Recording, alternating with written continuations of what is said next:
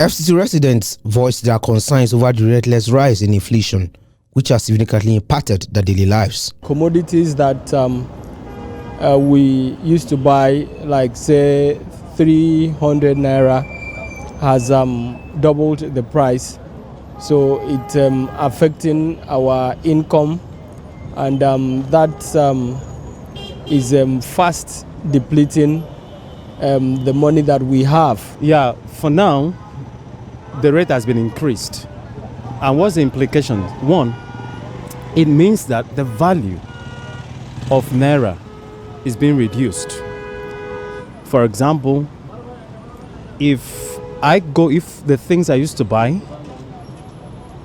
maybe last week I spent some amount of money on certain goods, that amount of money will not buy the same number of goods or products that I bought some weeks back. So the implication is that our money, the currency, the naira in our pockets has lost its value. It has always been high, going on every day, and the things has always been getting from bad to worse. So in other words, we don't expect anything good from anywhere. Economist and development expert Aliu Ilyas attributed the inflation spike to several factors, including rising food prices and structural economic issues. Right, I think it is expected that we'll have an increment in inflation, because if you look at our fuel issue, it keeps increasing. Now, if you look at the issue of exchange rates, it's still not balanced up to now. We have some legacy problem, which has to do with insecurity. Then you recall that even President Bola Ahmed Tinubu would declare state of emergency on food security as of July last, 2023. Up till now, doesn't make effect. That simply means that the major drivers of this inflation is cost push inflation, and by extension it is food price inflation. So it is a serious issue. And you can also recall that around August, September, we have a drop in inflation. It was actually because of the produce.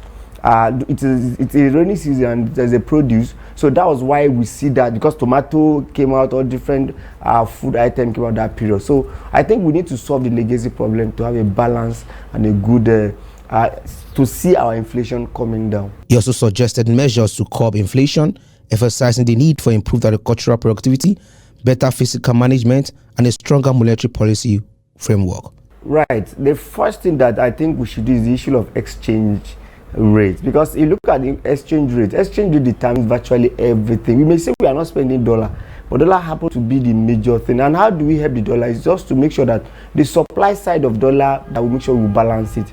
If not, we'll continue to have it. We're even thanking God that we have a Dangote refinery who can give us balance of payment and balance of trade. You recall that the major mainstay of the economy is still oil, and we have to export and import it before, or export oil and bring refined.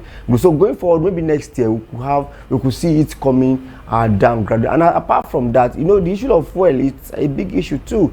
So we should have a stability in some sectors. That would have helped. Then majorly, if you look at what CN is also trying to do, they are doing what we call what they are doing. They are sacrificing growth to bring down inflation, which is not a good one. How do I mean? You are trying to make sure that you don't give people, you don't allow people to go bank and get loan, because you increase the NPR. So once you increase the NPR, you think you are bringing that. No, you are killing growth, because growth is going to affect our GDP and affect inflation.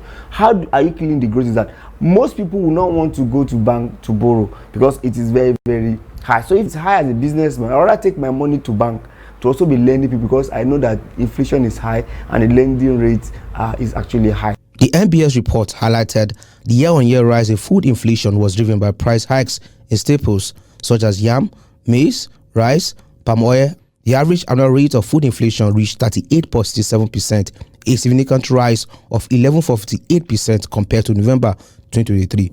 As inflation continues to affect households nationwide, experts are urging swift action to stabilize the economy and alleviate the burden on Nigerians. Nuel, Samson, Trust TV News, Abuja.